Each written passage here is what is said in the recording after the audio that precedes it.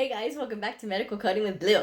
All right, I will be posting the answers for Answer Monday in a little while, but I wanted to go ahead and shoot this video right now because I have been getting lots of comments on this. I've been getting lots of viewer email, and I actually got a couple of emails today about this very topic.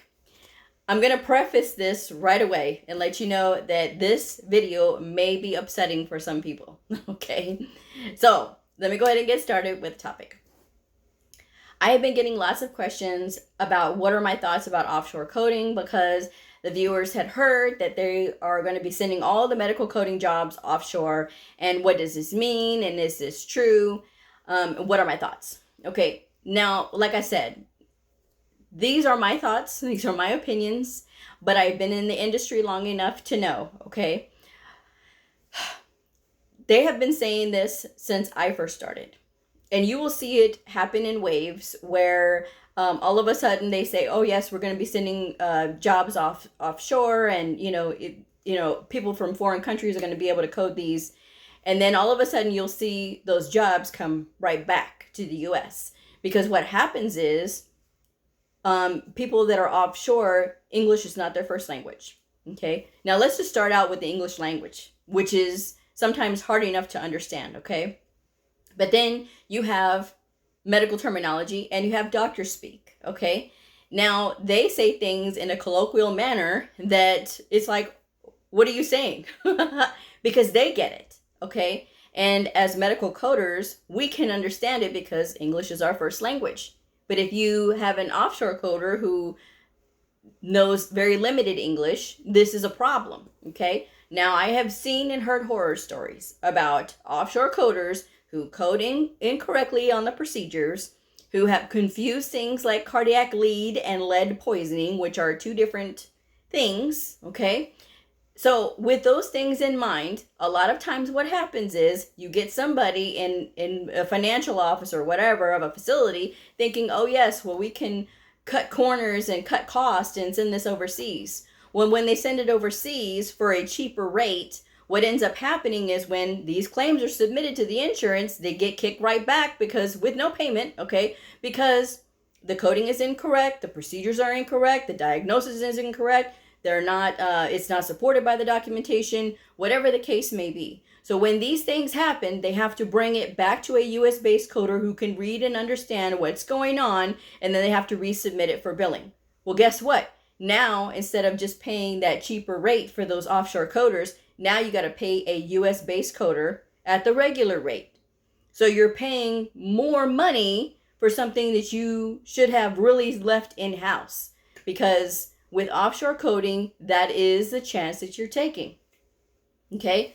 So again, what happens is these jobs end up coming back to the US, things go back to normal, and then it just happens all over again. So it just depends on whatever facility that you are in. But this is why I always advocate for medical coders to make sure that they know as much as they possibly can. Because when you know as much as you possibly can, you are very valuable and you can work efficiently, okay? You're able to produce and earn your money. I earn my money every day.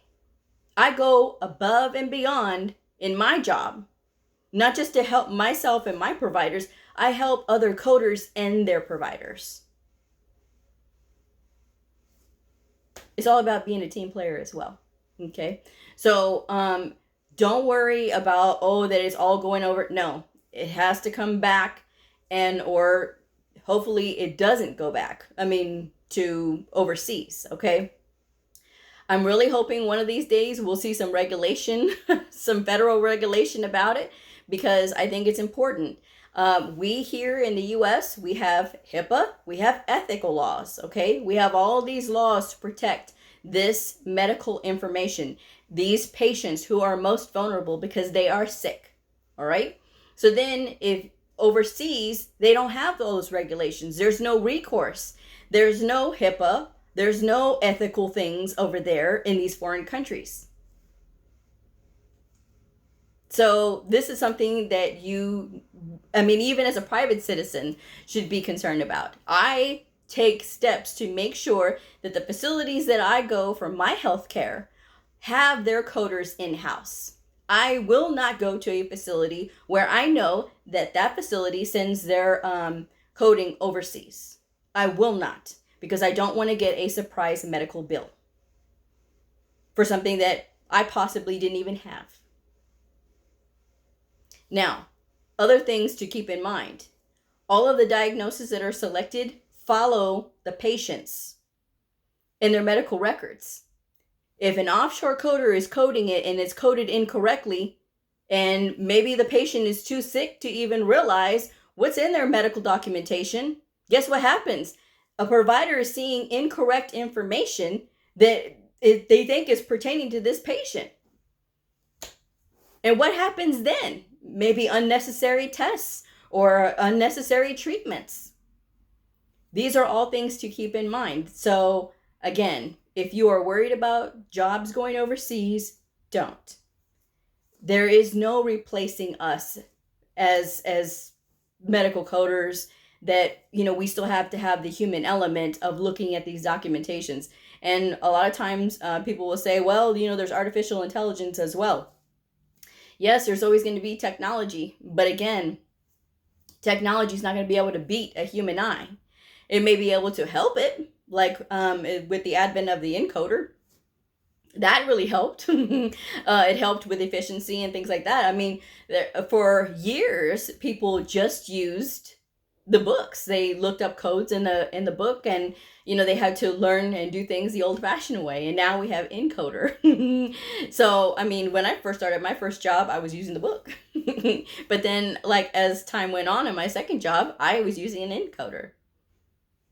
So these are just things that I wanted to point out so that people understood what's happening. Like I said, sometimes people think that they can be cost efficient, and then when they see that it's not so cost efficient, then the jobs come back here.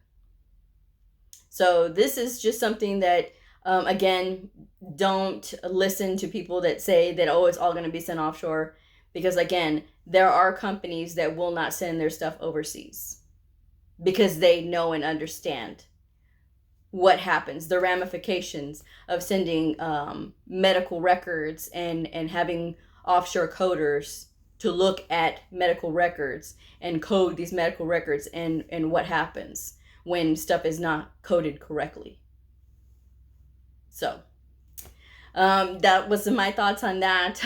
I know it was a mouthful, but I'm glad you guys are viewing these videos of mine. I actually got a video. I got a message from a viewer. She said thank you, because I literally stopped her from making a mistake, because she said with everything that I had talked about in my videos that maybe it wasn't for her, and which is good. I'm so glad, because a lot of times people will see, oh, medical coding is a lot of money, it's good money, and blah blah blah, and that's all they see. They don't want to see all this other stuff. This is why I try to be very honest about what it actually is and what all goes into it. Because it's a lot. There's a lot of detail that goes into it. This is why I want to share this. And again, there's not a lot of us medical coders on YouTube sharing information. So, and I'm one of the ones that posts a lot. You know what I mean? I try to post 5 days a week. Sometimes I can't. And then, of course, being sick the last couple of weeks, I'm trying to catch up with everything.